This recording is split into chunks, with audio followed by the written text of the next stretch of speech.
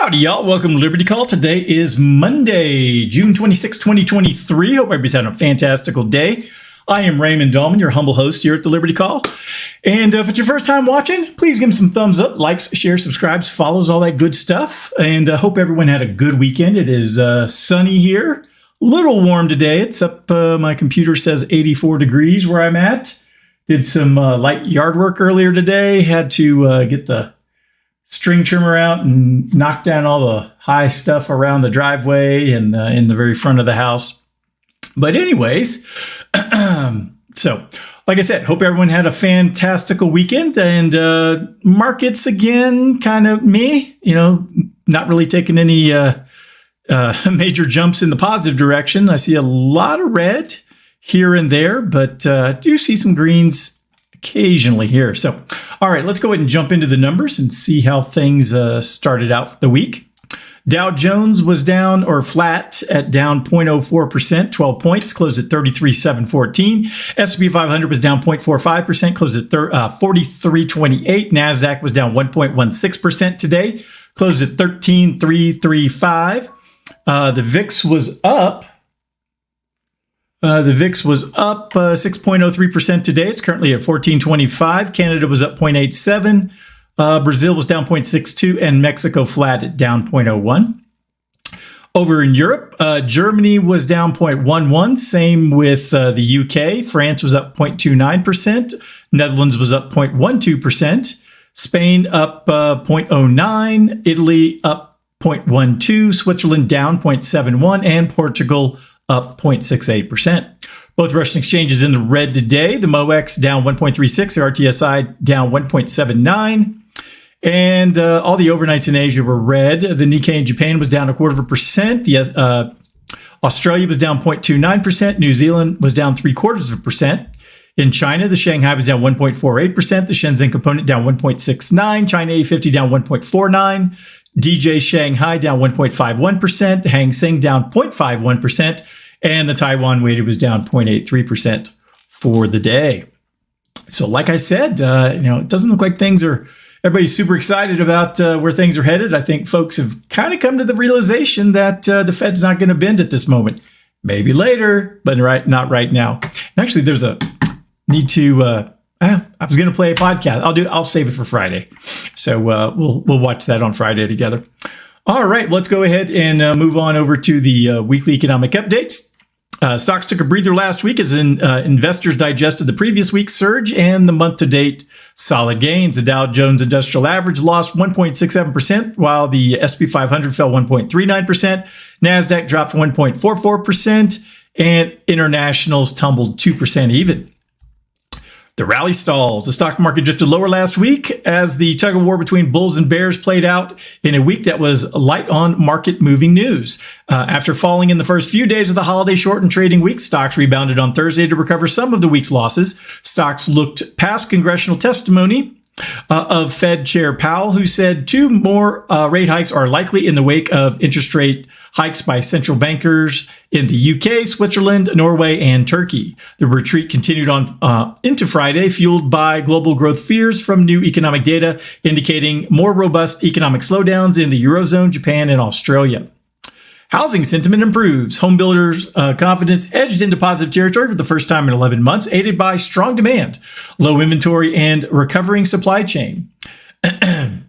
May's new home sales, which rose 21.7%, the most significant percent change since October of 16, validated this confidence. The number of new home starts in May, 1.63 million, hit a 13-month high, with both single and multifamily homes up substantially. Sales of existing homes in May rose 0.2% month over month, while declining 20.4% from a year ago. The existing home market continues to suffer from low inventory and still high prices. The median price of a home sold in May declined 3.1% year over year to $396,100. Key data coming out this week. On Tuesday, we have durable goods orders and new home sales. Thursday, we have GDP and jobless claims. And Friday, we have personal income and outlays and consumer sentiment. Got a handful of companies reporting earnings this week. Tuesday, we have Walgreens. Wednesday, we have Micron Technologies and General Mills. Thursday, we have Nike and McCormick and Company. All right. Well, that was everything for the weekly update. Super exciting stuff. I know you're thrilled out there, right? Right? Exactly. That's what I thought. Okay, well, let's jump into the market recap for today. Stock market today, Dow closes lower as recession fears return. They never left for me. Recession was always on the forecast. I don't know why anyone thought that it would have changed here recently. All right, U.S. stocks closed lower at the beginning of the final week of June, with investors grappling with uncertainty surrounding the Federal Reserve stance on interest rates and geopolitical turmoil in Russia. Oh my God. The recent decline in stocks has been fueled by concerns that the Fed's aggressive approach to rate hikes could potentially lead to an economic recession. Well, that was baked in the cake when they printed all that money 3 years ago. So there was going to be a recession at some point. All you did was, stave it off for 3 years, and now here we are. Tech stocks weakened on Friday, breaking the NASDAQ 8-week upward trend, while the S&P 500 ended a five-week winning streak. However, on Monday, investors were also assessing the potential impact of the unrest in Russia on the markets. An attempted revolt by Russian paramilitary operatives who marched towards Moscow over the weekend before abruptly calling off their advance has raised questions about President Vladimir Putin's hold on power. Yeah, I wouldn't worry about Putin. I mean, if people in government really need to worry, it's the people in the United States. Got to worry about people like you and me coming and dragging them out of the Capitol by their hair and taking them to the gallows. Alrighty, where was I? Meanwhile, oil prices stabilized on Monday, and traders were closely monitoring Europe for any signs of potential disruptions to oil supplies. Investors remained focused on the Fed's upcoming July meeting and its implications for interest rates. Although the central bank paused on interest rates this month, Chair Jerome Powell has indicated that it does not signify the end for further tightening, with the possibility of two more rate increases this year. The Fed aims to bring interest rates back to the 2% annual target rate. I'd like to see negative interest. Be fine with me. Upcoming economic or deflation would be better, in my opinion. Upcoming economic data releases this week include consumer confidence, new home sales, durable goods orders, weekly jobless claims, and the next reading of GDP on Thursday. In other news, the White House unveiled a $42 billion initiative aimed at providing high-speed internet access to American households by 2030. Boy, that's what everyone was really wanting. Inflation reduction or slashing the federal government. Nah, we want free internet. That's what we really want, people. Give me a break. The funds have already been allocated by Congress in the infrastructure bill and will be distributed among states in the coming years, with each state receiving a minimum of approximately $107 million. I mean, the internet out here in Colorado kind of sucks, but I mean, that's more of an issue of not having enough, fiber or whatever they use these days. But again, that's a local issue. That's not a federal issue. In the stock market, Pfizer Inc. shares fell by 3.7% after the company announced it would discontinue the development of an experimental obesity and diabetes drug due to elevated liver enzymes found in some patients during the study. You could just eat less. That is, something that's worked for me in the past. I am someone who loves to eat. I love candy and ice cream. Bluebell ice cream is one of my favorites. But, you just don't eat as much. I mean, you don't eat the whole carton all at once. I mean, weird, I know. On the other hand, Lucid Group shares rose by more than 1.5% following a deal with UK automaker Aston Martin, and Carnival Corporation shares dropped by 7.6% after the cruise operator lowered its annual loss forecast despite strong demand and higher ticket prices for cruises. Insane. All right. So not a whole lot good going on right now. Get that feeling out there? That's the way I feel. All right, one last article here comes from Brian Westbury at First Trust. He's their chief economist. It's titled Burns or Volcker. I have an idea where this is going. All right, this week we'll bring a flurry of data reports providing insights into underlying trends in the economy. Key reports include revisions of GDP and economy-wide corporate profits for the first quarter, as well as data on durable goods, new home sales, personal income, and consumer spending, and home prices for May and April, respectively.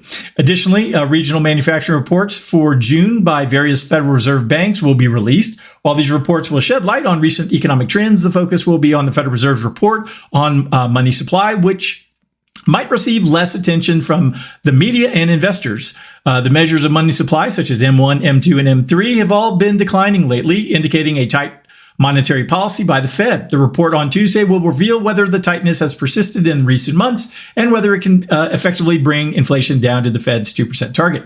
Turning to short-term interest rates, the Fed's decision on June 14th to refrain from raising rates while signaling 2 more quarter-point rate hikes later in the year drew attention. What struck some as absurd was the unanimous support for this decision, as unanimity is rare among economists and policymakers. The Fed's attempt to present itself as an organization devoid of dissenting views is seen as peculiar. Nonetheless, it is anticipated that the Fed will follow through on its projections of 2 more rate hikes. While the economy is expected to be slightly weaker than the Fed's expectations, inflation is likely to remain higher than anticipated, which should keep the Fed on track to raise rates as projected.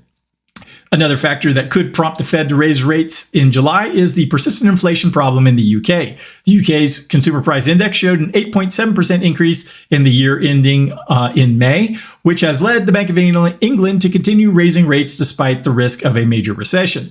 Federal Reserve Chairman Powell faces a challenging decision whether to be remembered like Arthur Burns, who allowed inflation to reignite due to loose monetary policy, or like Paul Volcker, who tightened monetary policy and successfully battled inflation in the 1980s. The upcoming presidential election year further complicates Powell's choices, as every move or non-move by the Fed will be scrutinized from a political perspective. A recession in 2024 may tempt Powell to follow in Burns' footsteps, but there is hope that he will emulate Volcker's resolve instead. And what they mean by that is sticking with raising rates and getting them down, getting the inflation way, way, way down, because Arthur Burns was a coward. He weaseled out and backed off raising rates, and we know what happened. Inflation went through the roof. It was, basically the whole decade of the 70s was a mess, but by the late 70s, early 80s, it was just a disaster. And that's when Reagan came in, and along with Volcker, and it wasn't pleasant while they went through the inflation reduction, but certainly led to a couple decades of pretty smooth sailing after the fact. So. All right, well, that's everything I had for today. If anyone needs anything from me, please go to dsafinancialgroup.com. All my contact information is there. I hope you have a wonderful evening, and I'll talk to you next time. Adios.